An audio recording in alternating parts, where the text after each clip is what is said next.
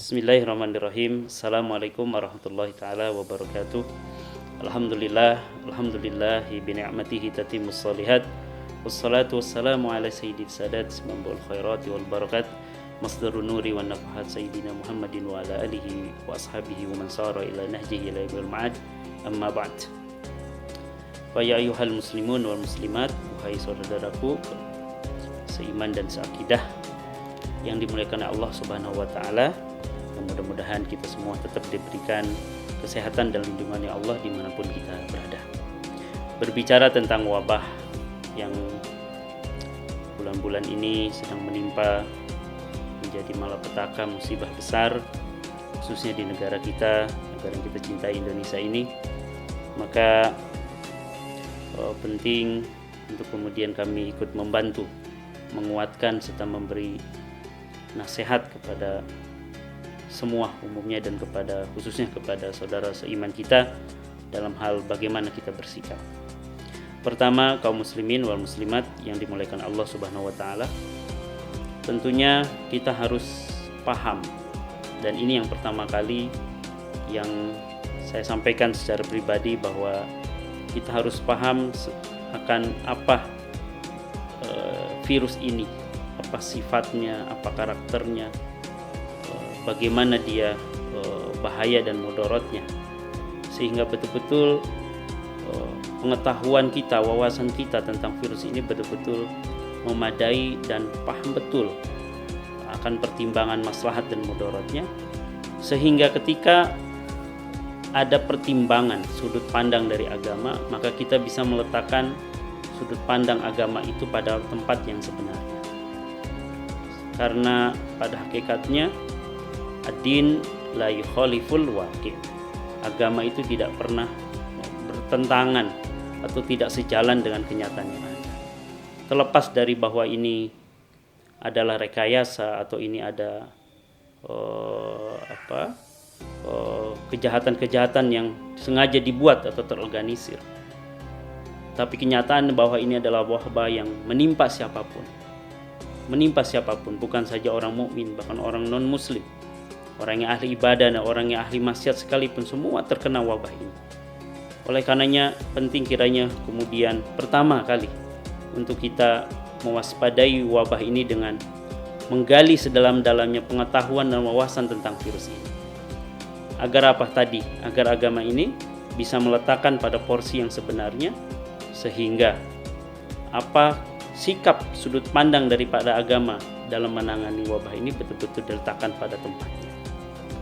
Tentu yang saya maksud bahwa agama tidak pernah bertentangan dengan kenyataan adalah bahwa agama menyuruh kita makan tatkala kita lapar. Bukan kemudian kita lapar kemudian meyakini bahwa Allah pasti yang akan mengenyangkan kita, maka cukup bertawakal, maka Allah pasti akan mengenyangkan kita. Begitupun misalnya ketika kita dalam keadaan sakit, nyatanya kita sakit, kemudian kita bertawakal kepada Allah dengan keyakinan bahwa insya Allah Allah akan menyembuhkan kita, tapi kita tidak berikhtiar untuk kemudian kita berobat, maka saya kira agama dalam hal ini diposisikan yang kurang tepat. Karena pada hakikatnya agama tidak pernah bertentangan dengan kenyataan. Artinya kalau ketika kita lapar, makanlah. Ketika kita sakit, maka berobatlah. Maka begitulah agama dalam hal ini, dalam penanganan menyikapi wabah, sama hal seperti ini, bahwa mari kita dalami dulu, pahami dulu virus ini seperti apa, mudaratnya seperti apa. Dan seperti yang kita ketahui bahwa begitu dahsyatnya virus ini, sifat daripada penyebarannya, sifat daripada penularannya, dan sifat daripada mutasinya yang selalu beradaptasi yang luar biasa. Saya kira ini yang menjadi harus peringatan dan dicamkan oleh kita semua, bahwa ini virus bukan virus yang ece-ece, bukan virus yang sembarangan atau virus yang dibandingkan dengan virus-virus yang lainnya. Hadirin wal hadirat, kaum muslimin wal muslimat yang dirahmati Allah Subhanahu wa taala. Setelah kita mendalami wawasan kita tentang virus ini, maka yang kedua adalah tentu kita sebagai kaum muslimin memandang segala sesuatu, tindak tanduk kita, cara ucap, cara berlaku kita, cara bersikap dan sebagainya, tentu lazimnya kita sebagai orang yang beriman adalah mematuhi apa tuntunan Quran dan sunnahnya. Maka tentu dalam Quran akan didapatkan sekali dalil-dalil yang menunjukkan itu. Dan dalil yang lebih spesifik lagi adalah dalil sunnah yang dimana baginda Rasul Shallallahu Alaihi Wasallam memberikan sabdanya dalam hadis riwayat Musnad Ahmad bahwa Aisyah radhiyallahu anha pernah bertanya kepada Rasulullah tentang masalah taun. Taun itu apa? Taun itu adalah al-amrad mu'diyatun qatilatun. Taun itu adalah penyakit yang mu'diyah, yang menular dan juga mematikan. Maka ketika itu Aisyah bertanya kepada Rasul tentang masalah taun ini, yaitu wabah yang menular dan mematikan dengan seketika. Maka kata baginda Rasul menjawab pertanyaan Aisyah itu, Rasulullah SAW menjawab, innahu kana adzaban yab'asahu Allahu liman yasha. Ketahuilah wahai Aisyah, taun atau wabah itu adalah azab. Adalah azab yang dimana Allah akan bangkitkan azab itu kepada siapapun yang dikehendakinya oleh Allah Subhanahu wa taala. Satu hal pada poin kalimat ini baginda Rasul mengatakan kepada kita bahwa taun wabah itu azab. Tapi ketahuilah wahai saudaraku kaum muslimin dan muslimat dimanapun Anda berada, bahwa azab tidak selalu bermakna azab sebagai siksaan dari Allah. Ketahuilah kalau kita buka dalam kamusnya dalam bahasa dalam mu'jam bahwa kalimat azab di dalam Quran tidak selalu bermakna azab. Karena seringkali kita juga tahu bahwa saudara kita yang kemudian menafsirkan, memaknai hadis ini dengan mengatakan bahwa wabah ini adalah azab bagi pelaku-pelaku maksiat, sedangkan kenyataannya yang terkena adalah bukan pelaku-pelaku maksiat. Saya kira mungkin kesalahannya, kekeliruannya adalah daripada memaknai azab itu. Padahal azab sendiri tidak selalu bermakna siksaan, tetapi juga azab dalam kalimat-kalimat dalam Quran tidak selalu. Mungkin bisa dicek bahwa dalam kalimat azab dalam Quran, bahkan dalam hadis yang lain pun, di mana baginda Rasul mengatakan as-safar qit'atun minal azab, bahwa perjalanan keluar bersafar kita itu kata Rasul adalah minal azab. Ini qit'atun minal azab, yaitu bagian daripada azab. Kalau kita mengartikan bahwa azab itu adalah sebagai azab siksaan, maka rasanya tidak lebih masuk akalnya kalau kita pun mengartikan bahwa safar berpergian itu adalah bagian dari azabnya Allah Subhanahu wa taala.